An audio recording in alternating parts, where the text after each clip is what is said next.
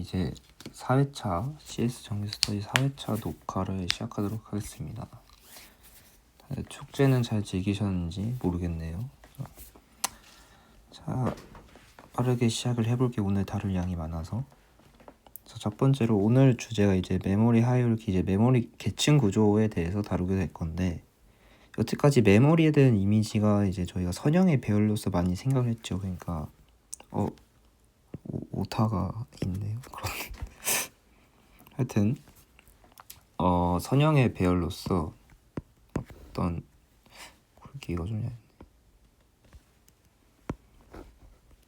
선형의 배열로서 생각을 해가지고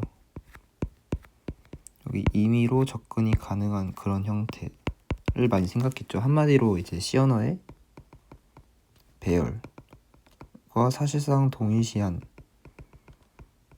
그런 이미지를 많이 갖고 있는데, 이 이미지가 틀린 건 아니에요. 이 이미지에 대한 접근도 충분히 괜찮은데, 이제 실제 현대 컴퓨터에서는 어떤 상태로 존재하는지에 대해서 조금 집중적으로 알아보는 시간이라고 생각하면 될 것 같아요. 약간 스포라면 제목이 이미 돼 있으니까 이런 어떤 계층 구조를 이루고 있거든요. 뒤에 그림 나오고 뭐 설명할 건데, 이런 구조를 가지고 있는데 왜 이런 구조를 가지게 되었는지에 대해서 오늘 얘기한다고 생각하시면 될 것 같아요. 그리고 그 구조가 어떤 장점이 있는지 그런 것들 쭉 살펴보는 시간이 될 것 같습니다. 그래서 메모리 계층 구조의 배경을 이해하기 위해서 먼저 하드웨어 쪽 측면 한번 볼 거고, 그 다음에 소프트웨어적으로 볼 거고, 이제 두 개를 합쳐서 얘가 그래서 왜 탄생했는지, 그래서 어떤 효과가 있는지 이런 것들을 살펴볼 예정이에요. 이제 각 계층 계속 그림을 그리겠지만, 이런 어떤 계층 구조를 그려서 나타냈을 때 얘와 얘가 뭔가 같은 하드웨어는 아니거든요. 사실은 아닌데 이제 서로 다른 하드웨어, 그러면 그 하드웨어가 어떤 것들인지를 좀 알아보기 위해서 한번 어떤 하드웨어를 가지고 있는지 한번 같이 살펴볼게요. 그러니까 이제 이 계층 구조마다 다른 하드웨어를 가지고 있으니까 걔네가 어떤 애들인지를 살펴보는 시간을 잠깐 가져보도록 할게요. 첫 번째로 램입니다. 램은 사실 익숙한 용어이실 수도 있어요. 이제 뭐 컴퓨터 조립 좋아하시는 분들, 뭐 예를 들어 뭐 게임을 위해서 많이 하죠. 저도 많이 했었는데, 그때 램이 굉장히 중요한 요소잖아요. 이제 보통 제일 중요한 게 CPU, 램, GPU. 보통 이 세 개를 제일 중요하게 여기죠. GPU라는 건 그 뭐 그래픽 카드, 하여튼 그 중에서 이제 램에 대해서 조금 첫 번째 시간에 다뤄보도록 할게요. 그래서 램에 대해 얘기를 해보면은, 램은 크게 스태틱과 다이나믹 램으로 나뉘어져 있어요. 스태틱 램은 좀 빠른 대신에, 보통 빠르면 비싸죠. 그래서 비쌉니다. 그래서 스태틱 램은 좀 빠르기 때문에 캐시 메모리 쪽에 사용되고, 다이나믹 램은 조금 더 이제 느려도 되는, 대신 용량이 조금 큰 메인 메모리나 버퍼에 사용된다 라고 이제 사용처는 이렇고, 각 램이 어떤 식으로 동작하는지는 이제 뒤에서 살펴볼게요. 첫 번째로 이제 스태틱 램인데요. 아까 캐시 메모리 사용된다 했죠. 굉장히 빠른 친구인데, 빠른 속도를 가진 대신에 단점이 이제 6개 트랜지스터, 이게 이 6개 트랜지스터로 이제 하나의 비트를 저장하는 거거든요. 하나의 비트를 저장하는데 6개나 필요한 거예요. 근데 이게 1비트가 6개면은 이제 막 예를 들어 10GB라고 치면 갑자기 60기가면은 몇 개죠? 하여튼 굉장히 많은 숫자. 그러니까 용량이 클수록 손해가 크다는 거예요. 왜냐하면 이제 그거 6배로 트랜지스터가 필요하니까 그만큼 비싸다는 거죠. 그런 의미에서 스태틱 램은 빠르지만 비싸다라고 얘기를 할 수 있고, 그래서 바이스테이블이라는 의미는 딱 두 가지 상태가 있다는 거예요. 뭐 여기 예시로 이제 인버티드 펜듈럼을 제시했는데, 이걸로 보면은 딱 왼쪽에 있을 때와 오른쪽에 있을 때 두 개가 안정돼 있다는 거죠. 안정돼 있다는 건 이제 여기서 저희가 뭐 1로 밀어도 얘는 계속 이쪽 왼쪽에 있을 거고, 1로 민다 치더라도 절반이 넘어가지 않는 이상은 여기 있던 애가 다시 이렇게 뚝 하고 떨어질 거예요. 그런 의미에서 얘는 계속 이 상태를 유지하는 경향성이 있다 해서 스테이블인 거고, 반대로 이 불안정한 상태, 이 상태가 아닌 요런 좀 금방이라 무너질 것 같은 이 상태를 언스테이블, 이 두 가지 경우를 빼고는 다 언스테이블이라고 칭해요. 얘네 같은 경우에는 저희가 이거를 이제 뭔가 잡고 있어서 이런 경우가 많거든요, 이제. 근데 이제 이 외부 힘이 사라지는 순간 얘는 이렇게 픽 하고 쓰러지겠죠. 그래서 언스테이블은 이제 스테이블로 가는 경향이 있다라는 특징이 있습니다. 언스테이블은 스테이블로 돌아가는 특징이 있다. 그런 특징을 가지고 있는 SRAM이기 때문에 전력이 있는 건 이제 최소한의 동작은 해야 되니까, 그런 상태만 조건만 만족하면은 이 스테이블한 상태를 계속 유지시킬 수 있다라는 의미입니다. 그렇고요. 그 다음에 다이나믹 램. 아까 상대 조금 느린 친구인데 얘는 대신에 장점이 얘는 축전기를 주로 사용하는데 트랜지스터가 1개밖에 안 필요합니다. 아까 6개라고 했는데 1개면은 6분의 1이죠. 굉장히 효율적이라고 볼 수 있어요. 그래서 속도가 느린 대신에 이제 효율적으로 밀집하게 구성할 수도 있고 용량을 좀 키울 수 있다는 거죠. 대신 단점 아까 말한 속도가 조금 느리다는 점과 얘는 외부 자극에 취약해요. 아까 SRAM 같은 경우에는 이제 언스테이블이어도 금방 스테이블로 가는 경향이 있어서 굉장히 안정적인데 얘는 이 축전기 자체 특성상 그렇진 않습니다. 외부 자극 들어오는 순간 상태가 깨져버려요. 이 축전기를 사용하는 예시, 이제 교재에서 제시했던 것 중에 하나가 이 카메라 DSLR 맞나? 스펠 하여튼 디지털 카메라 센서거든요. 그 센서도 근본적으로는 이제 축전기란 말이에요. 근데 카메라 센서를 생각하면 얘는 이제 빛을 받아들여서 그 빛을 감지해서 그 정보를 저장하는 거란 말이에요. 즉, 이 빛에 의해서 정보가 변한다는 거예요. 그래서 그 변한 정보를 원래대로 돌아오게 할 방법이 없기 때문에 외부 자극에 취약하다라는 거예요. 그리고 또 단점은 축전기 특성상 이제 방전이 되기 때문에 이제 일정 시간마다 정보가 사라집니다. 그래서 컴퓨터 입장에 사실 이게 그렇게 빠른 시간은 아니거든요. 이제 나노세크 단위로 동작하는 컴퓨터 입장에선 그렇게 짧은 시간은 아니기 때문에 이제 이게 이 근처 올 때쯤이면 컴퓨터가 알아서 다시 작성을 하도록 그렇게 설계가 되어 있다고 합니다. D램은 아까 말한 램의 대표적인 특성, 뭐라 해야 되지? 저희가 이제 램 하면 보통 떠오르는 이미지가 얘죠. 얘가 사실 D램이다. 이 SRAM은 이런 이미지는 아니에요. 왜냐면 캐시이기 때문에 조금 다른 느낌이긴 합니다. 그래서 두 개를 한번 비교를 잠깐 해보면은 아까 트랜지스터 6개와 1개였고요. 속도는 한 10배 정도 빠르다고 적혀있네요. 아까 앞에서 한 얘기고 비용 측면에서도 꽤 많이 납니다. 1000배 정도. 그렇습니다. 이건 가볍게 보시면 될 것 같고, 다음으로 넘어가서 그 다이나믹 램, 그러니까 저희가 통상적으로 생각하는 이런 길쭉한 초록색 램에 대해서 조금 더 자세히 어떻게 돌아가는지 얘기를 해볼게요. 이제 뒤에서 잠깐 얘기했잖아요. DDR4, DDR5 이런 식으로 조금 이제 램이 점점 이제 더 빨라지게 설계를 한 그런 친구도 있거든요. 걔네들 근데 근본적으로는 이 컨벤셔널 D램과 똑같다. 기본 개념은 이제 약간 미세한 부분에서 최적화를 한 거기 때문에 여기서는 컨벤셔널한 다이나믹 램만 볼 예정입니다. 그리고 주의할 점은 여기 이제 슈퍼셀이라는 용어가 등장하거든요. 근데 이 용어는 교재에만 있어요. 제가 인터넷 찾아보니까 따로 존재하지 않고 교재에서도 보통 그냥 셀과 워드를 혼용해서 쓴다, 그냥 겹치도록 그냥 사용한다라고 되어 있는데, 그래서 이 슈퍼셀이라는 개념은 교재에만 있는 내용이다 라는 점은 인지를 하고 얘기를 하고 넘어갈게요.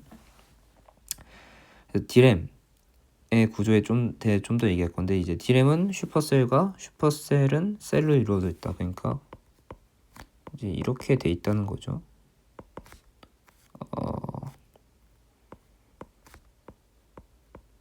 이런 식으로 구성이 되어 있다 라는 얘기인데, 이게 여러 개가 모여서 슈퍼셀이 되고 슈퍼셀이 여러 개가 모여서 D램이 된다는 얘기예요.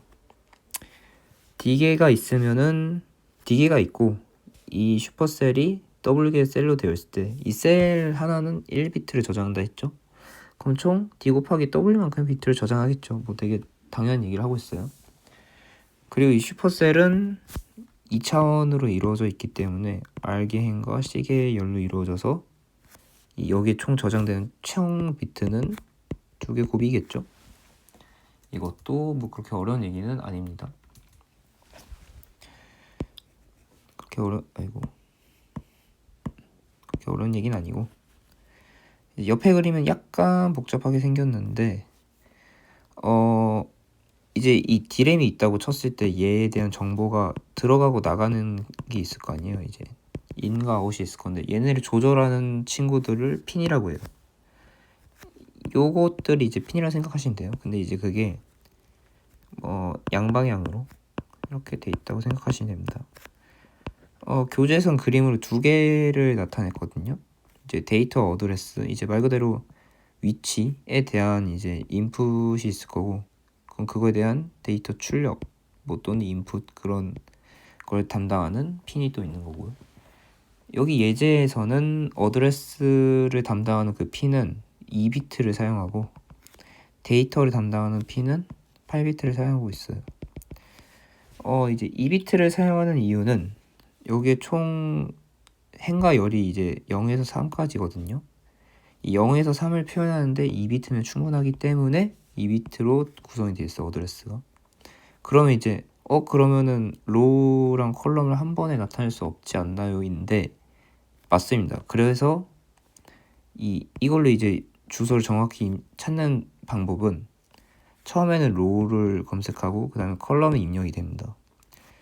그래서 예를 들어 이제 이 그림에서는 이제 2,1, 그러니까 로우가 2, 컬럼이 1인 경우를 얘기하는 건데, 처음에 로우로서 2라는 값이 먼저 들어와요. 그럼 이제 로우 2에 해당하는 이 데이터들이 모두 버퍼에 들어가요. 그 다음에 다시 같은 위치에서 이번에는 1이라는 그 컬럼 값이 들어오고, 이 버퍼에서 1에 위치한 해당하는 값을 최종적으로 반환을 하게 됩니다. 그렇게 되고요. 이렇게 하는 이유는 이제 핀에 필요한 비트 수를 절반을 줄이기 위해. 왜냐면 이제 원래랑 컬럼과 로우 2개를 한 번에 표현해야 되는 거잖아요. 뭐 예를 들어 이게 그냥 1차원으로 돼 있다 치면 이제 0부터 16이었겠죠. 그러면은 원래 2비트였던 게 4비트, 16이 아니죠, 15, 4비트가 필요했겠죠. 그거를 2비트로 줄이기 위해서 이런 방법을 쓴 거고, 대신의 단점은 로우 그 다음에 컬럼이 이제 순서대로 입력이 되어야 되기 때문에 약간 접근 속도가 느려질 수 있다라는 단점은 존재합니다. 그 다음에 이 D램 하나의 얘기였고, 이 D램이 이제 여러 개 모여서 어떤 메모리 모듈이라는 좀 더 큰 단위를 구성하게 되는데, 그때 어떻게 작동하는지도 잠깐 볼게요. 여기 뭐 패키징 돼 있다는 건데 그냥 모여져 있다는 얘기고, 이제 이것도 예시를 보면서 할게요. 근데 이거 화질이 왜 이렇게 깨질까요? 나중에 좀 방법을 좀 찾아봐야겠네. 하여튼 일단은 할게요. 요 예제는 D램이 이제 8개를 묶어서 사용하고 있어요. 이제 메모리 컨트롤러라고 해서 이제 통제를 하는 어떤 하나 모듈이 있거든요. 거기서 어떻게 데이터를 가져오냐, 뭐 여기 있는 예시대로 뭔가 A에 있는 데이터를 가져와 달라. 그리고 이 A가 뭔가 예를 들어 뭐 혹시 예시로 적혀 있는 데가 있나? 따로 없죠. 그러면 그냥 2,1이라고 가정할게요. 그러니까 D램상 2,1이 있다고 가정할게요. 뭐 IJ라 돼 있긴 한데 그냥 쓸게요. 2,1이 있다고 가정을 하면은 D램 7 안에서 뭔가 다 찾는 게 아니라 각 D램 0부터 7까지 모든 D램에 대해서 2,1을 찾아요. 그러면은 총 8개의 셀이 나오겠죠. 이제 정확히는 슈퍼셀이 나오겠죠. 그래서 추가 가정은 슈퍼셀이 1바이트를 슈퍼셀을 담당하고 있다라고 가정을 했기 때문에 8개의 슈퍼셀은 즉 8바이트의 데이터를 추출해낼 수 있는 거죠. 이 D램에서. 그걸 이제 0번부터 7번까지 순차적으로, 그러니까 0, 1, 2, 3, 4 이제 7바이트가 있으면 얘가 0번 램, 1번 램이 담당하고 있다는 얘기예요. 그러니까 이 모은 8개를 쫙 모아서 이제 반환을 해주는 게 이 컨트롤러, 메모리 컨트롤러의 역할인 거죠. 그렇게 생각하시면 돼요. 이거는 이제 이렇게 되면 장점이, 이건 그냥 제 생각이고 뭐 책에 나와 있는 얘기는 아닌데 이제 병렬 처리가 가능하겠죠. 이제 얘는 얘랑 얘는 이제 각각 별개니까 한 번에 쭈루룩, 원래라면 예를 들어 이제 여기 D램 7에 한 번에 있다고 치면은 얘 하나 뭐 얘 하나 이렇게 좀 순차적으로 가져올 필요가 있다라고 하면은 이렇게 병렬적으로 한 번에 일괄적으로 쫙 가져올 수 있죠. 이게 동시에 일어날 수 있다 라는 뭐 장점이 있지 않을까? 라고 잠깐 생각을 해봤어요. 하여튼 이제 단위를 약간 정리해보면 셀이 모여서 슈퍼셀이 됐고, 슈퍼셀이 모여서 D램이 됐어요. D램이 모여서 메모리 모듈이 됐다. 또 잠깐 간단히 정리를 해볼 수 있겠네요. 그 아까 앞에서 얘기했던 그 지금까지 얘기가 이제 컨벤셔널한 관례적인 뭐 일반 전통적인 뭐 그런 D램의 구조 얘기였는데, D램이 많이 발전하다 보니 뭐 속도를 높이기 위한 다양한 시도들이 있었어요. 여기서는 뭐 그것들을 하나하나 자세히 제가 소개하진 않을 거고 책에는 약간의 설명들이 있는데 그거를 굳이 여기서 얘기할 필요는 없는 것 같아서 궁금하신 분들 교재를 참고하시면 될 것 같고, 여기서는 이름만 간단하게 뭐 여기 적혀 있는 거 그냥 한번 쭉 보시면 될 것 같아요. 아까 DDR 얘기했죠. 이 친구가 아까 그 DDR 뭐 램입니다. 그 컴퓨터에서 요즘 DDR5인가요 요즘에? 하여튼 그런 규격을 쓰고 있죠. 그런 식으로 D램이 발전을 해왔다 라고 보시면 될 것 같아요. 물 한 모금만.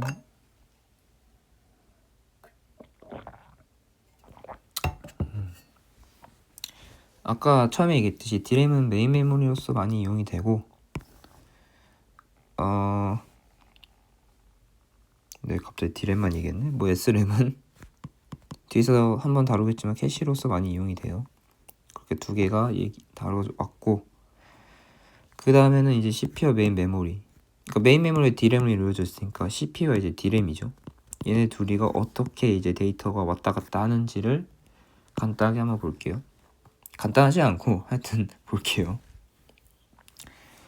이제 CPU 측에서 메인 메모리에 어떻게 접근하냐라고 하면은 CPU가 있고 메인 메모리가 있겠죠. 둘이 붙어 있지는 않을 거예요. 뭐라 해야 되냐, 컴퓨터 본체 뜯어보면 이제 CPU랑 메인 메모리 따로 있으니까요. 이 사이를 연결하는 친구를 이제 버스라고 합니다. 뭐 이랬을 때 간단하게 얘기했던 것 같아요. 근데 이제 여기서 조금 더 자세히 얘기하면은 뭐 평행선이 이루어져 있다 뭐 이런 얘기는 안 중요하고, 뭐 주소 데이터 제어 신호 등을 전송한다 뭐 그런 거 있다. 그리고 리드 트랜지션, 이제 CPU가 뭔가 작업을 위해서 데이터를 읽는 과정은 메인 메모리에서 CPU로 가는 뭐라 해야 되냐 작용이고, 라이트 트랜지션은 이제 데이터 계산된 결과를 메모리에 저장한 거니까 CPU에서 메인 메모리로의 데이터 이동이라는 의미예요. 리드 트랜지션이랑 라이트 트랜지션 비교해서 좀 더 자세히 볼게요. 리드 트랜지션, 이거는 그냥 뭐 사실 어디 어셈블리였는지 잘 모르겠는데 뭐 이런 거 있다 칠게요.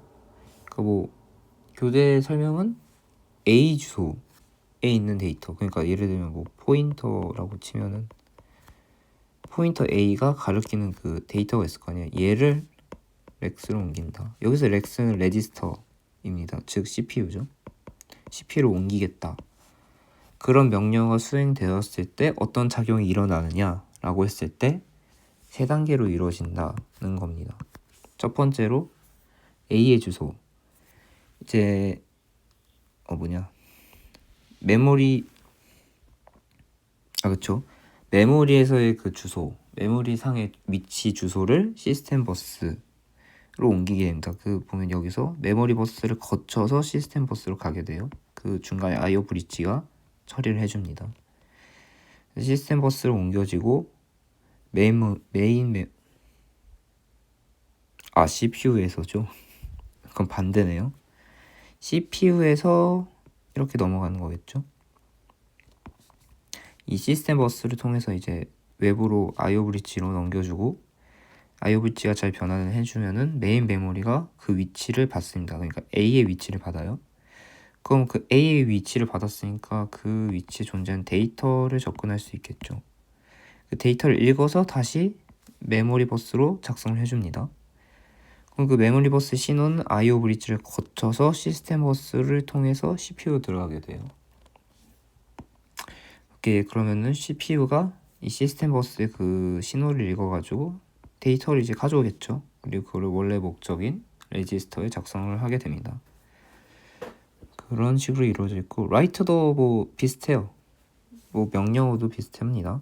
방금은 이제 메인 메모리에서 레지스터였으면은 레지스터에서 메모리로 옮기는 과정인 거죠. 똑같이 세 단계로 CPU는 또 A의 주소를 또 메인 메모리에 넘겨줍니다. 그 메모리는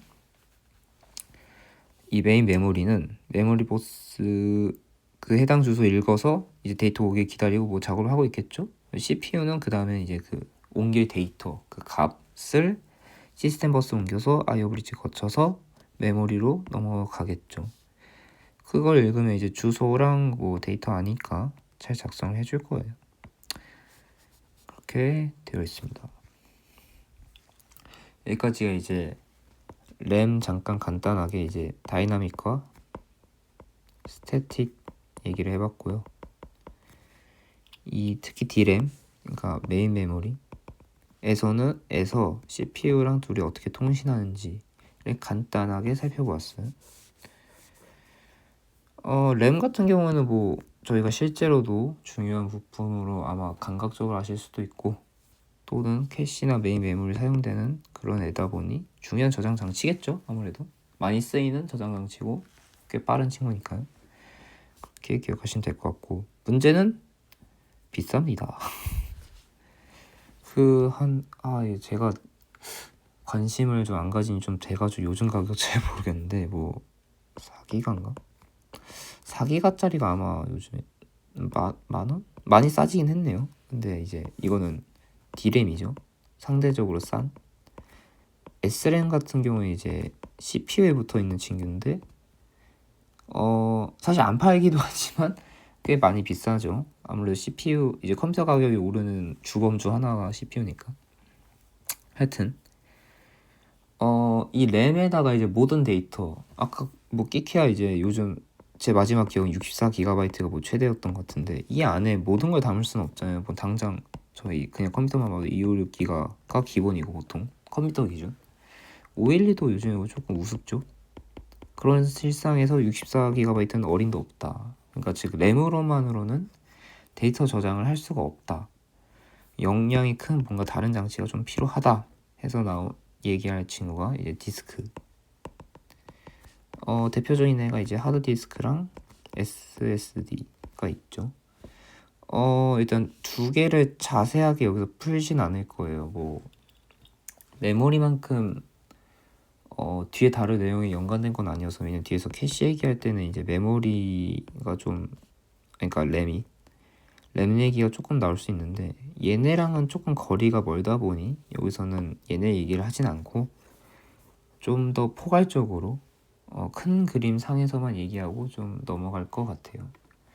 그래서 얘기를 해보면, 아까 말한 컨셉이 이제 조금 느리더라도 이제 용량이 큰 장치가 필요하고, 그거에 해당하는 애가 이 디스크 스토리지다 보니까 뭐 큰 용량을 저장할 수 있겠죠.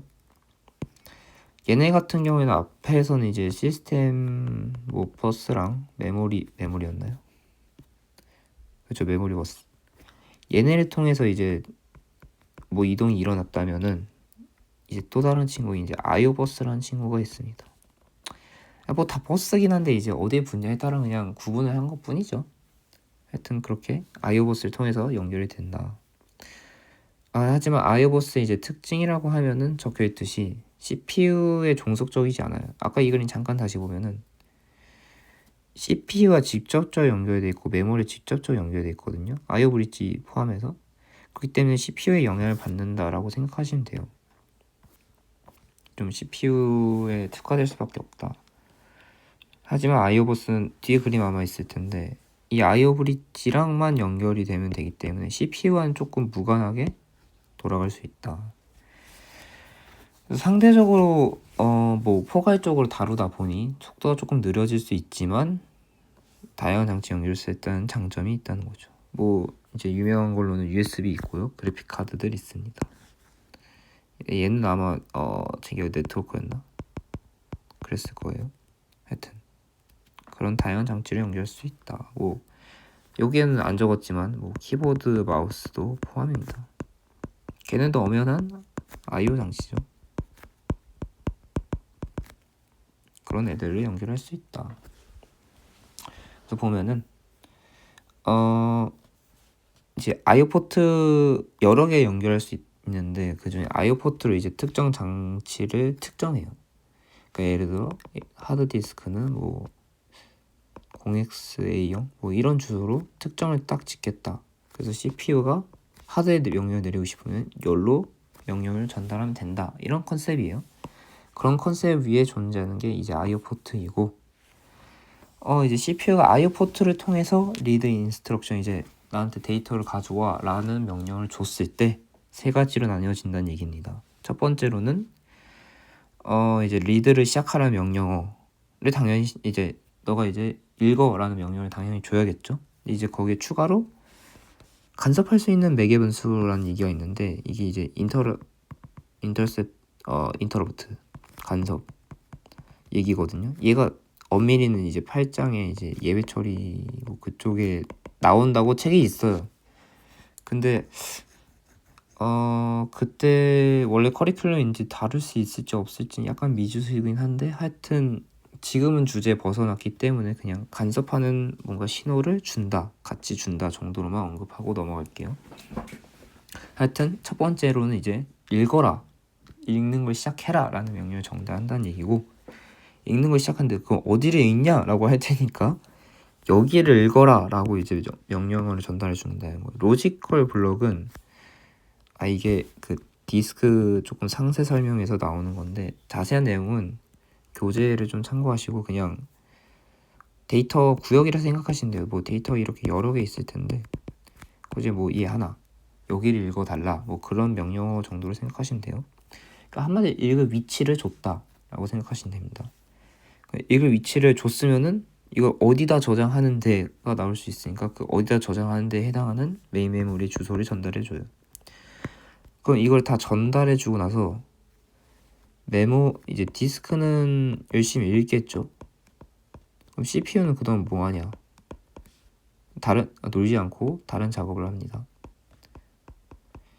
다른 작업을 하는 이유는 이 리드하는 작업과 이 리드하는 작업이 CPU의 그 사이클 뭐 또는 속도에 비해 많이 느리기 때문에 그동안 CPU가 저 디스크 작업이 끝날 때까지 그냥 대기를 하기에는 너무 비효율적이다. 그러니까 다른 일을 빨리빨리 처리하고 있자. 대신 다른 일을 처리하고 있기 때문에 중간에 나 끝났어 라는 간섭이 필요하기 때문에 간섭할 수 있는 매개 변수 뭐 신호 방법을 전달해 준다는 거겠죠. 그렇게 생각하시면 될 것 같아요. 이제 디스크가 이제 중간에서 관리를 해주는 또 컨트롤러가 있는데 이제 CPU가 만약 너한테 읽어라고 얘기를 했을 때 원래라면은 읽은 데이터 정보를 가져왔어. 그래 그럼 일로 보내 뭐 어쩌고 저쩌고 하면서 CPU랑 원래 소통을 많이 하는 게 예전 방식인데 이제 PIO라고 적혀있죠. 그러니까 매번 이제 CPU한테 어디로 보내라는 거를 이제 명령 받아가지고 그럼 글로 보낼게 라고 하는 게 이제 PIO였다면 지금은 이 디스크 컨트롤러가 자체적으로 뭐 위치랑 뭐 정보 다 아니까 내가 그냥 바로 보낼게 CPU를 CPU의 간섭 없이 바로 전달하는 거 그거를 DMA라고 합니다. 뭐 다이렉트 메모리 어세스 뭐 그렇게 합니다. 이것도 일종의 뭐 좀 더 빠르게 하기 위한 방법이라고 볼 수 있겠죠. 뭐 어쨌든 그렇게 해서 이제 리드 작업이 끝나면은 아까 했던 얘기인데 나 리드 작업 끝났어라는 인터럽트 간섭 신호를 CPU에게 전달해요. CPU는 그 아까 하던 다른 일을 잠깐 멈추고 OS한테 통제권 넘겨줘서 작업이 끝났음을 기록하고 다시 CPU한테 작업을 넘겨준다고 합니다. 뭐 교재에 그렇게 정리가 돼 있어요. 저도 자세한 건 이제 교재를 좀 찾아보거나 내용을 찾아보시면 될 것 같아요. 그래서 여기까지 이제 메모리 계층 구조 좀 얘기를 하기 위해서 필요한 하드웨어들 일부 다 다루진 않았죠.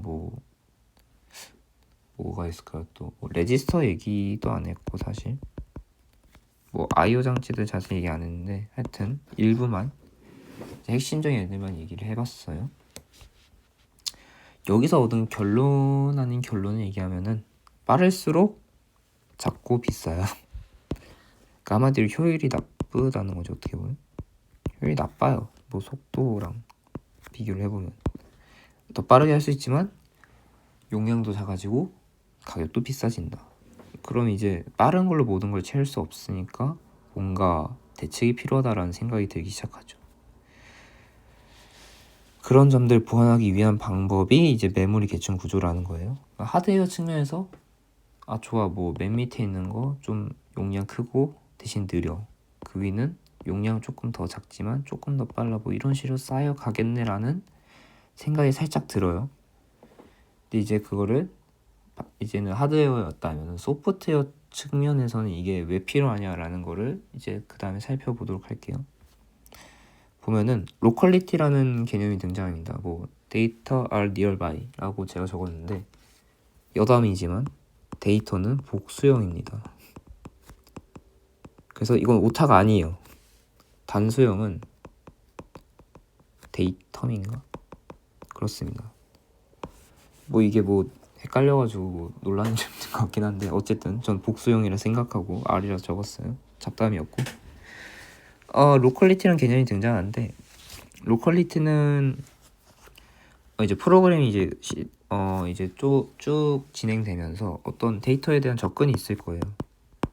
뭐 여기 뭐 A에 대해 접근했다 치는데 쭉 진행하다가 또 접근하는, 또는 A 근처 뭐 A 말고 뭐 A 프라임이 근처에 있어 얘에 대해 접근하는 경우, 이런 경우를 이제 로컬리티가 높다라고 합니다.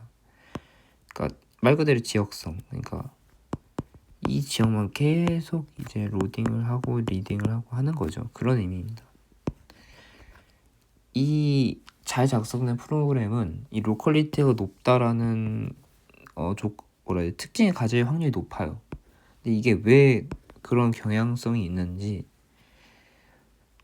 뒤에서 메모리 하이어라키랑 같이 엮여면서 나올 거고, 어쨌든 이 로컬리티라는 개념은 그러니까 이제 데이터를 이제 그 근처에서 참고하도록 이제 많은 움직임이 없도록 하는 그 경향이 소프트웨어뿐만 아니라 하드웨어에도 많은 영향을 끼쳤어요. 그래서 그 영향 중 하나가 이제 메모리 하이어라키인 거고,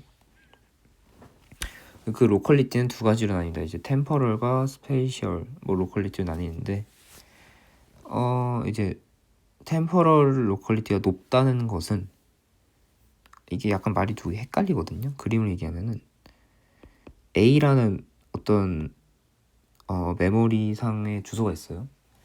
얘를 처음에 접근했어요. 또 접근해요.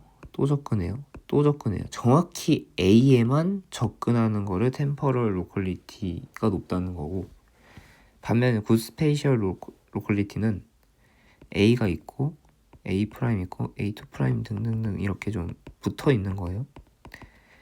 얘에 대해 접근하고 그 다음에 얘에 대해 접근하고 그 다음에 얘에 대해 접근하고 해서 같은 애가 아니라 말 그대로 가까운 데 있는 친구들을 이제 접근하는 거, 그거를 이제 스페이셜 로컬리티라고 합니다. 약간 비슷비슷하게 한글말로 보면 비슷한데 이제 그림으로 보면 아마 명확하게 다가올 수 있을 거예요. 이제 조금 더 그 로컬리티 살펴보면은 패턴, 뭐 이거 뭐 디자인 패턴은 아니고요. 아닌가? 네, 디자인 패턴이 조금 무관한 얘기예요. 그냥 그런 경향성, 뭐 특징, 뭐 그런 정도 이해해 주시면 되는데, 스트라이드 K 레퍼런스 패턴이라는 친구가 나옵니다. 뭐 벡터 뭐 시어널로 치면 배열이죠. 뭐 배열 뭔가 n이 있다고 칠게요. 그럼 0, 1, 2, 3, 4 뭐 이런 인덱스가 있을 텐데, K라는 거는 이제 처음에 0을 접근했다 치면 그 다음에는 K, 그 다음에는 2K, 그 다음에는 3K 등으로 간격이 K인 것, 스트라이드가 K인 것을 스트라이드 K 레퍼런스 패턴이라고 합니다. 특별히 이제 K가 1일 때, 즉 0, 1, 2, 3, 4 이제 그냥 순차적으로 접근하는 거를 조금 더 중요하게 얘기해서 이제 시퀀셜 레퍼런스라고도 합니다. 이 이제 패턴은 스페이셜 로컬리티랑 관계가 돼 있는데, 아무래도 더 인접한 거에서 더 좋은 거다 보니 K가 낮을수록 좋겠죠. 그러니까 예를 들면 뭐 0, 1, 2, 3, 4 쭉 접근하는 것이 당연히 0, 100, 200, 300 접근하는 것보다는 아무래도 거리가 가깝겠죠. 그런 의미에서 K가 낮을수록 그 스페이셜 로컬리티가 높다라고 할 수 있다는 얘기입니다. 옆에 함수를 잠깐 보고 이제 로컬리티, 이제 템퍼럴과 스페이셜 두 가지 측면에서 로컬리티를 잠깐 비교를 해볼게요. 녹강이니까 5초만 기다렸다가 넘어갈게요. 여러분 멈춰서 잠깐 고민해 보셔도 되고 뭐 그냥 쭉 보셔도 되고요. 하여튼 5, 4, 3, 2, 1, 0 됐겠죠? 넘어가서 여기 이제 로컬리티 이제 변수, 데이터 접근에 대한 얘기니까 변수들을 살펴보면 먼저 sum이라는 변수가 있죠. sum 같은 경우에는 포문에서 계속 같은 sum에 대해 접근하게 돼요. 그렇기 때문에 어떤 sum이 있으면 얘에 대한 접근이 매번 똑같이 일어나는 거기 때문에 템퍼럴 로컬리티가 높다라고 얘기할 수 있을 것 같고, 또 다른 변수인 vi가 있죠. 벡터 배열이 있는데 이 친구 같은 경우는 2, 3, 4 뭐 쭉 인덱스가 있다 치면 즉 스트라이드 1 레퍼런스 패턴이기 때문에 스페이셜 로컬리티가 높은 친구인 거죠. 즉 템퍼럴 로컬리티도 높고 스페이셜 로컬리티도 높으니 이 함수는 로컬리티가 높다라고 판단을 할 수 있는 거예요.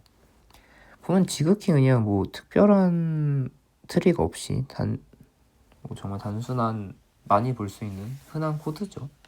그러니까 이미 여러분들은 코드 작성할 때 로컬리티를 어느 정도 챙기고 있다라고도 볼 수 있는 거예요. 어떻게 보면 좀 더 이제 다차원 배열을 봤을 때는 조금 더 복잡해질 수 있어요. 이것도 이제 로컬리티 어떨지 잠깐 생각해 보신 사이 물 한번.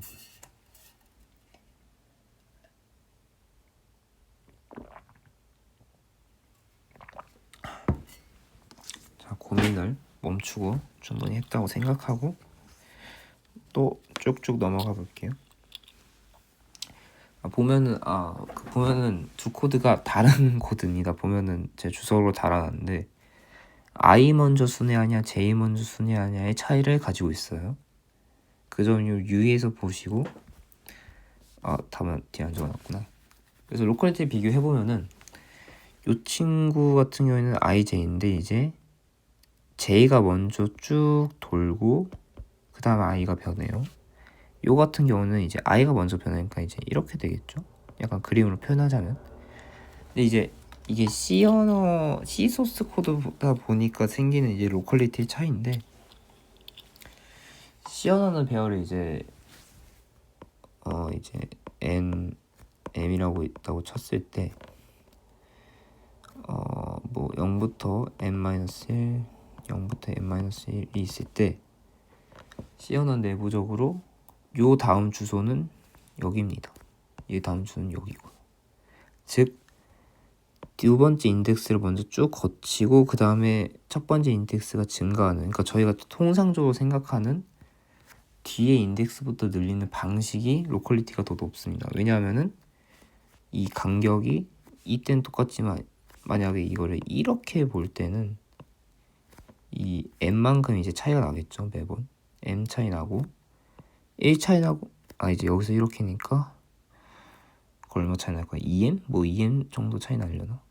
아니죠. 이 n 플러스 m 정도 나겠네요. 왜냐면 이 간격이랑 이 간격이니까. 하여튼 그런 식으로 순서를 꼬게 되면 이제 로컬리티가 조금 깨지는 거죠. 좀 더 예시 들어보면 간단하게 뭐 2, 3 어레이라고 칠게요. 그럼 이제 뭐 이 정도의 그림이 되겠죠. 이런 느낌의 배열인데 주소가 0, 4, 8, 12, 16, 20이라는 거예요. 이거 인트 배열이야. 쳤을 때 4바이트씩이니까 이런 식으로 그려진다는 뜻이죠. 로컬리티가 높으려면 이렇게 보는 게 맞겠죠. 그게 첫 번째 저희가 일반적으로 돌리는 이중 포문의 형태고, 그걸 굳이 꼬아서 이렇게 접근하겠다 하면 이제 주소 차이가 많이 나죠.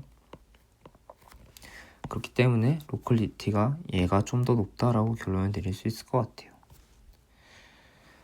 요건 이제 연습 문제 갖고 온 건데 앞에서 했던 얘기를 잘 기억을 염두에 두시고 스트럭처가 어떻게 메모리상 놓여져 있는지를 유추할 수 있거든요. 사실 충분히.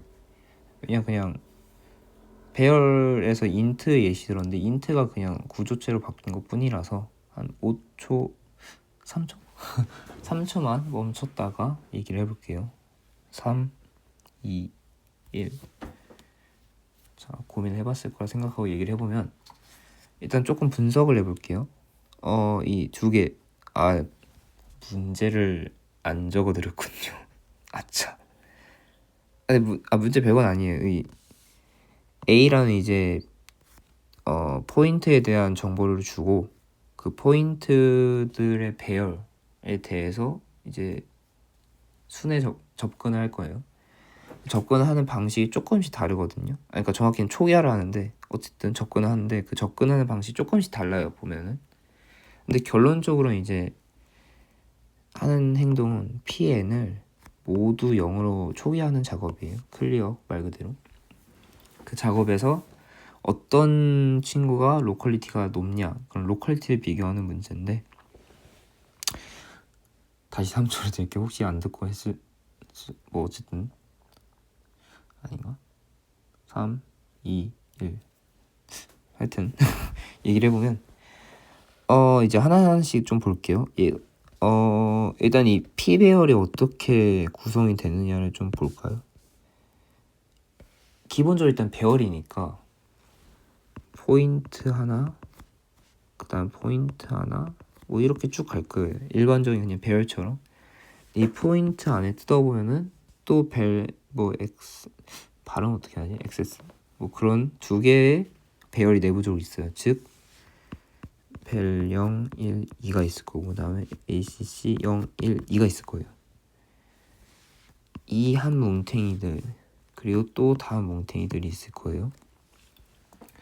이제 이건 약간의 어셈블리라 해야 되나, 그쪽 상식은 아니죠. 지식이라면 지식인데 아마 벨이 먼저 정의가 되고 그다음에 왜냐면 그렇게 적혀있으니까 먼저 그 순서가 그럴 거예요. 그래서 벨 먼저 ACC 먼저 뭐 그럴 건데, 다행히 뭐 이 문제에서는 딱히 그 순서를 꼬거나 그러진 않아서 뭐 그걸 크게 고민하진 않아도 될 것 같아요. 하여튼 얘도 이제 배열이니까 인트 이제 3개가 오고 인트 3개가 올 거고, 내부적 순서는 얘, 그 다음에 얘 이렇게 될 거다.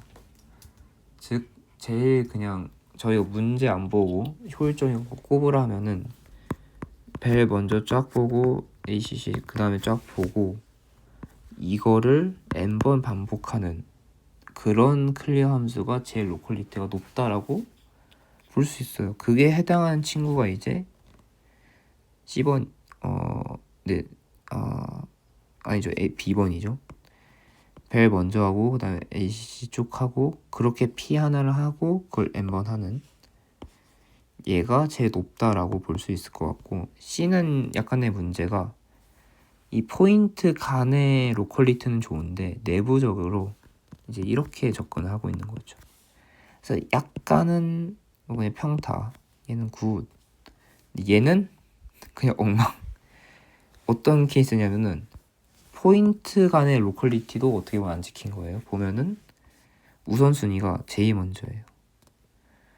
그러니까 뭔 말이냐면은 P0에 벨 0을 채우고 그 다음에 P1에 벨 0을 채우고 이런 느낌. 그냥 대충 봐도 그냥 얘가 제일 최악이겠거니 싶은 거죠. 그래서 이런 식으로 로컬리티를 저희가 직접 비교해서 생각해 볼 수 있다 라고 간단하게 알아볼 수 있었어요. 이제 정리 간단하게 하면은 정리를 어떻게 했지? 같으면서 여러 번 참고했을 때 템포럴이 높은 거고, 스트라이드 K 레퍼런스 패턴처럼 이제 메모리를 가까운 애에 접근하면은 그땐 스페셜 로컬리티가 높다. 두 개의 로컬리티가 있었고 높을수록 프로그램의 성능이 좀 빠른 경향이 있다. 그 이유는 뒤에서 살펴볼 거예요. 그래서 이제 소프트웨어적 측면에서도 조금 다뤄봤어요. 이제 스토리지 아까 빠를수록 비싸고 용량이 작아진다. 그래서 용량이 크지만 속도가 느린 그런 저장 장치의 필요성을 얘기를 했고, 이제 소프트웨어 측면에서는 로컬리티를 언급하면서 로컬리티가 높을수록 그러니까 접근하는 이제 메모리 위치가 가까울수록 프로그램 성능이 높은 경향이 있다. 이 두 가지 사실을 합치면은 자연스럽게 계층 구조라는 개념이 나올 수 있어요. 이제 그게 어떻게 나왔는지랑 그래서 이것들을 어떻게 해소하는지 뭐 그런 것들을 마지막 3번에서 이제 다뤄볼게요. 3번 보면은 메모리 하이어키 드디어 나왔는데 아까 열심히 몇 번 그린 삼각형이 이 친구입니다. 보면 뭐 레지스터 있고요. SRAM 아까 얘기한 친구도 있고 3개 정도 있어요. 그 다음에 DRAM, 뭐 디스크, L5까지는 다 다룬 내용이고, 그 다음에 뭐 번외로 이제 분할 뭐 파일 시스템 뭐 그 뭐냐 하둡인가 아마 그 친구들 얘기 같아요. 웹서버 이제 인터넷 뭐 www도 일종의 파일로 보기 때문에 저장 장치로 볼 수도 있죠. 이쪽은 근데 이제 많이 느리겠죠. 아무래도 서버에서 가져와야 되다 보니 다른 컴퓨터에서. 하여튼 메모리 계층 구조가 그래서 이렇게 쫙 이루어져 있는데, 그래서 얘네 간의 뭐 차이는 사실 하드웨어적으로 알죠. 이쪽이 더 빠르다, 위로 갈수록 빠르다, 대신 비싸다. 그럼 얘네 간의 상호작용은 뭐가 있냐 하면 이제 캐시란 용어가 드디어 등장합니다. 캐시가 되게 자주 나오는 용어죠. 이제 여기서 어떻게 캐시가 쓰였는지를 보면은 뭐 K 레벨 있고 K 플러스 1, 그러니까 여기 A0, A1, 뭐 A2 이거에 해당하는 거예요. 장치가 있다 쳤을 때 이 친구는 이 K 플러스 1의 일부예요.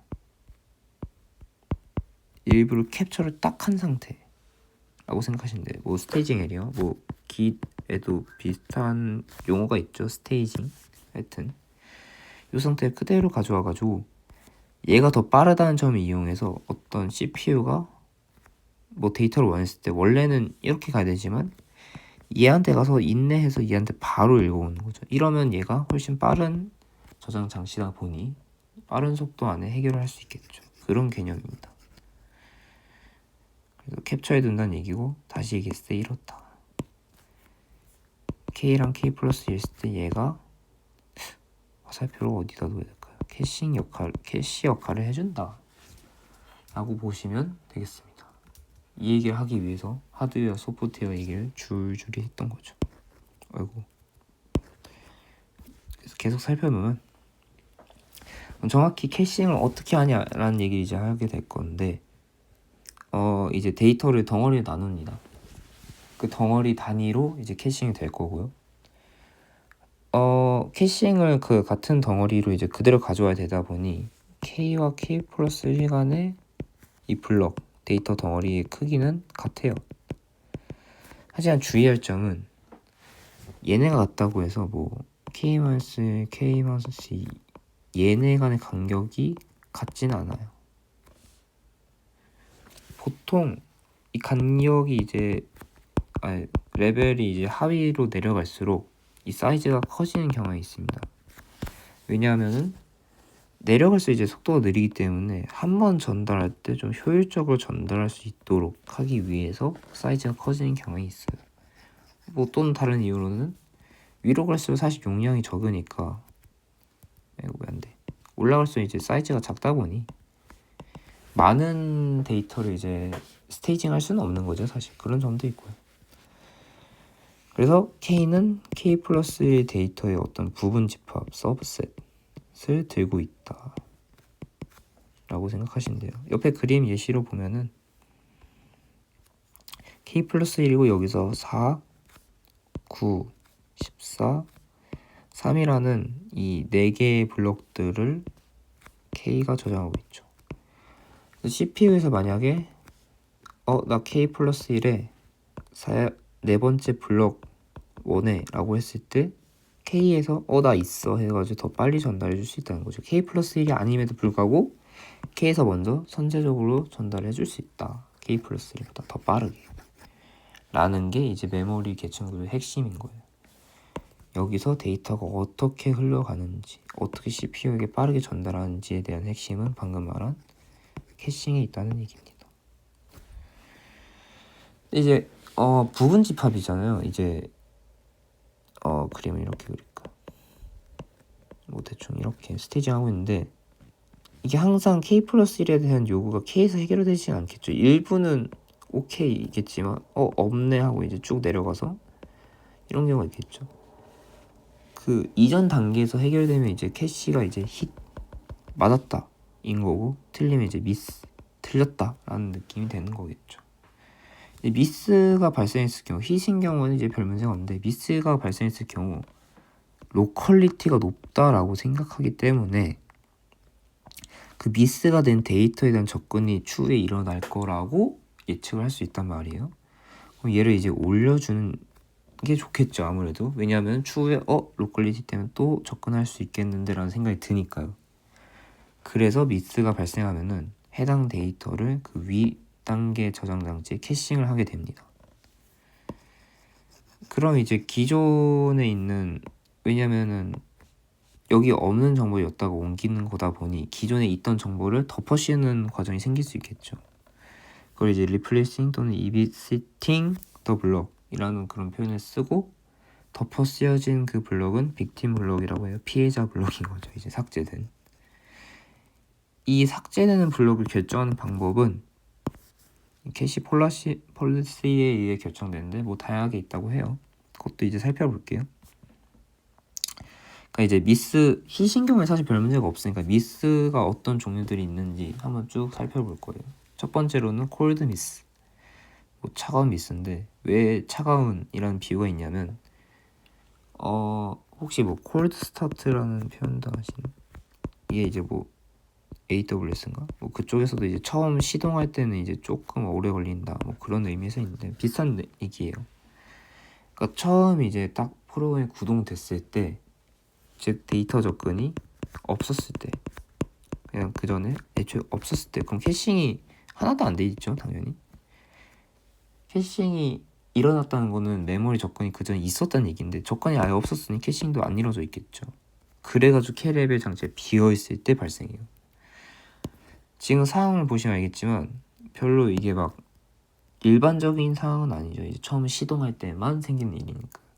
그래서 이 시정의 형상이고 안정된 상태, 이미 열심히 메모리 장치를 열심히 사용해가지고 캐싱이 충분히 잘 된 상태에서는 잘 일어나지 않는 그런 미스라고 보시면 될 것 같아요. 그래서 콜드고 그래서 웜드업인 겁니다. 이런 종류의 이제 콜드 미스 하나 있었고 또 다른 미스 방식으로는 컨플릭트 미스라는 친구가 있어요.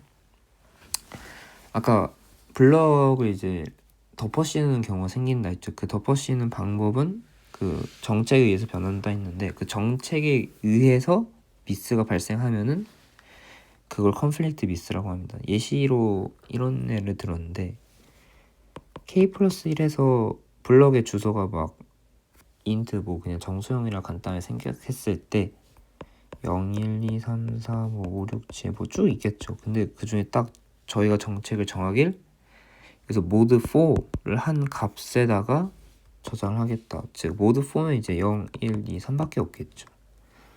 그럼 0은 1로 갈 거고 1은 1로 갈 거고 2는 1로 가고 3은 1로 가고 4는 1로 가고, 그러니까 0에는 0, 4, 8, 12가 있을 거고 1에는 1, 5, 9, 13 등이 있을 거고 2에는 똑같이 2, 6 맞죠? 10, 14 등등이 있을 거예요. 근데 이러면 이제 이 정체에서 어떤 문제가 생길 수 있냐. 예를 들어 저희가 메모리 조건 0808로 해요. 그럼 처음에 0에 접근했을 때 콜드 스타트라고 쳐서 그냥 처음부터 아무것도 비어 있다라고 생각했잖아. 그럼 0에서 미스가 나니까 이때는 콜드 미스겠죠? 하여튼 그래가지고 이제 K에 0이 저장돼 있어요. 그러니까 0변수 메모리에 0이 저장돼 있는데 그 다음에 8을 딱 접근했다 쳐볼게요. 8을 봤는데 K에 없으니까 K 플러스 1에서 캐시 미스가 일어나고 K 플러스 1에서 데이터를 저장할 거예요. 그리고 얘를 올리려고 할 텐데 정책에 의하면 얘는 모두 4니까 여기 들어가야 돼요. 그러니까 원래 기존에 있던 K 플러스 1의 0번째 그 데이터 블럭은 빅팀 블럭이 되고 날라가서 얘는 이제 8이 됐고요. K의 0번째 블럭에는 K 플러스 1의 8번째 블럭이 들어가 있어요. 그게 여기까지 왔을 때인데 그 다음에 다시 0에 대한 접근이면 또 근데 0이 아니죠. 즉 K 없죠. 계속 이렇게 되면은 미스가 계속 발생하게 되는 거죠. 이 경우에는 이렇게 생긴 미스, 정책에 의해서 원래는 힛이 될 수 있을 만큼 뭐 캐시가 여유 공간이 없는 게 아닌데 발생한 경우를 컨플릭트 미스라고 합니다.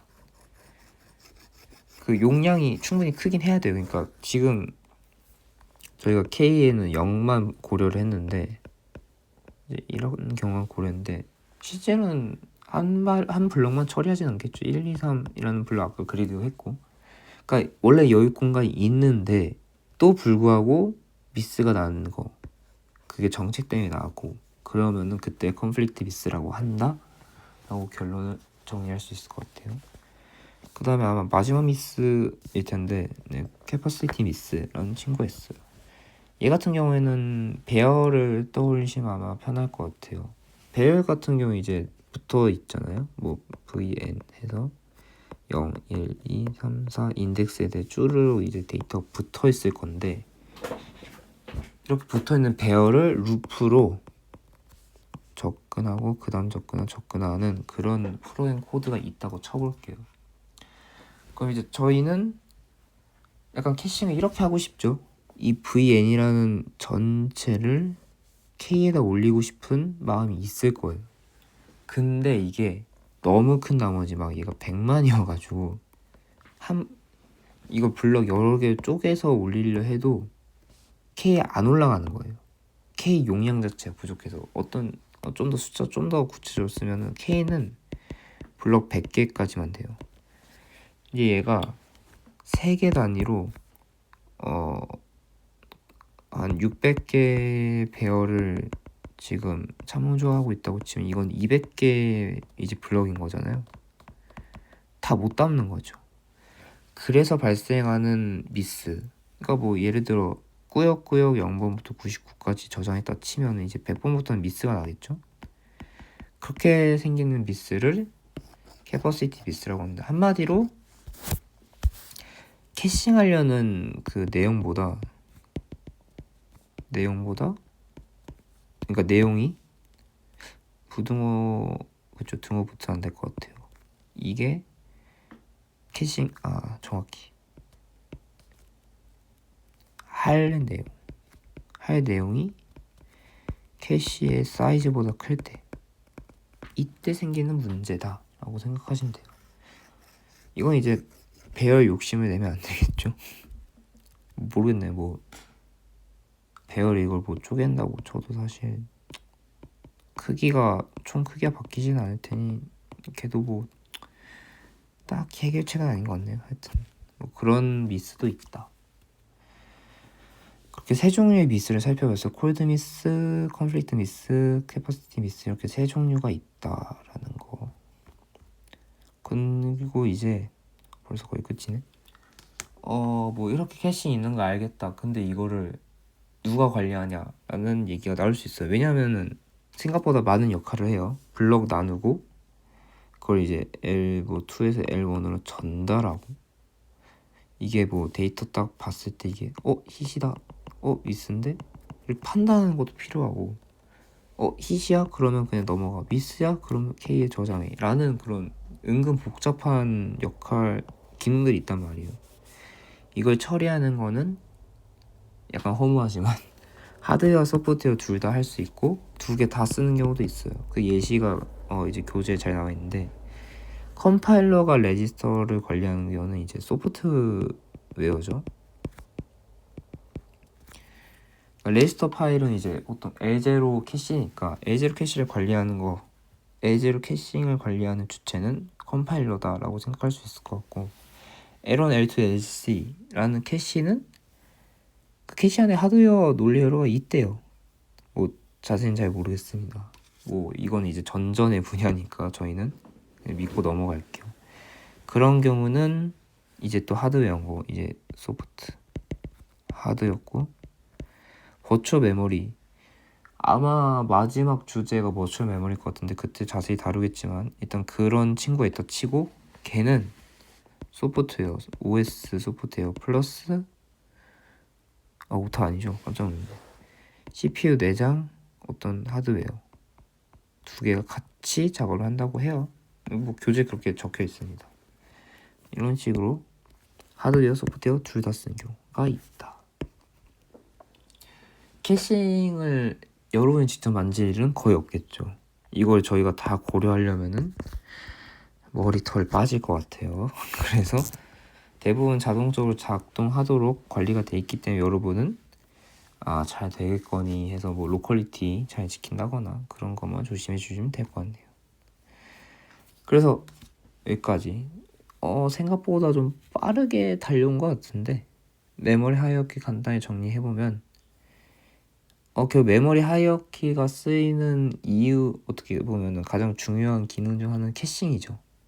이 캐싱이 작동하는 거, 그러니까 먹히는 이유 자체가 하드웨어의 특성, 뭐 이제 빠를수록 용량이 작고 비싸다, 반대로 그 말은 반대로 속도가 느리고 싸지만 용량은 크다, 약간 그런 하드웨어적 그런 성질에 의한 경향이 있었고, 로컬리티 측면에서 보면은 같은 데이터 여러 번 재정되는 거니까 이제 캐싱에 의해서 K+3 있는 데이터 K에서 이거 여러 번 접근하면은 당연히 효율적이겠죠. 그런 의미에서 템포럴 로컬리티를 잘 만족하는 거고, 스페이셜 로컬리티는 블럭으로 올리잖아요. 블럭을 올리기 때문에 제가 특히 D2를 뭔가 원해서 이거에 의해서 K+1에 있던 애가 K로 올라가는 건데, 이때 D가 통째로 올라가다 보니 주변에 대한 접근, 그러니까 2가 아니라 D1에 대한 접근이어도 한 번도 접근해 본 적이 없는 D1을 D2를 통해서 어떻게 보면 접근할 수 있는 거죠. 그렇기 때문에 블럭 단위로 올라간다. 그런 측면에서 주변에 대한 데이터도 캐싱으로 설명할 수 있다라고 생각할 수 있을 것 같습니다. 이렇게 오늘은 메모리 계층 구조, 생긴 이유, 아까 말한 하드웨어적 이유, 관점, 소프트웨어적 관점이 있었고, 작동 원리 결국 캐싱을 잘 하는 거였고, 캐싱이 왜 효율적인지는 생긴 이유를 보완하는 걸로 확인을 했어요. 그래서 한마디로 정리하면은 하드웨어적 문제인 종류에 따른 속도차 가격, 하드웨어적 측면이었고, 소프트웨어적 측면에서는 로컬리티 관점에서 봤을 때 그 두 개를 잘 적절히 좋아하는 게 메모리 하이어키고, 저 두 개 잘 약간 똑똑하게 쓰는 게 메모리 하이어키였다는 거죠. 캐싱, 어떻게 보면 그런 거였다로 정리할 수 있을 것 같네요. 그렇게 오늘의 강의는 이렇게 메모리 하이어키, 하드웨어, 소프트웨어, 메모리 하이어키 자체로 정리가 될 것 같습니다. 다음 시간은 사실 제가 6장을 끝까지 다룬 게 아닙니다. 이제 절반 정도 다뤘는데, 아마 그 다음 회차에서는 그 뒷부분을 다루게 될 것 같아요. 뭐 그렇게 하시면 될 것 같고, 화제는 늘 그렇듯이 정리인 거고 빼먹은 얘기가 있을까요? 잠깐만 그 원서 봐가지고 뒤에 무슨 얘기하는지만 간단하게 얘기를 해보면 남은 게 이제 어디 있니? 캐시 메모를 얘기했는데 어떻게 이제 캐시 친화적으로 코드를 작성할 수 있는지라는 주제가 있고 이제 이걸 다 모아서 아니네 죄송해요 그 전에 캐시 메모리 자체를 얘기하는 거 있고요. 캐시 메모리에서 어떤 얘기하는지 좀 보면은 맞네. 좀 맞네요. 나중에 얘기하고 이걸 캐시 친화적으로 적는 방법 그리고 그걸 이제 모두 다 모아서 이제 종합 선물 세트 그런 코너가 있습니다. 이거를 준비 다 해올지는 열심히 해봐야겠죠. 그쵸? 네, 오늘 강의는 여기까지 마치도록 하고 다들 강의 듣는 날 수고하셨습니다. 감사합니다.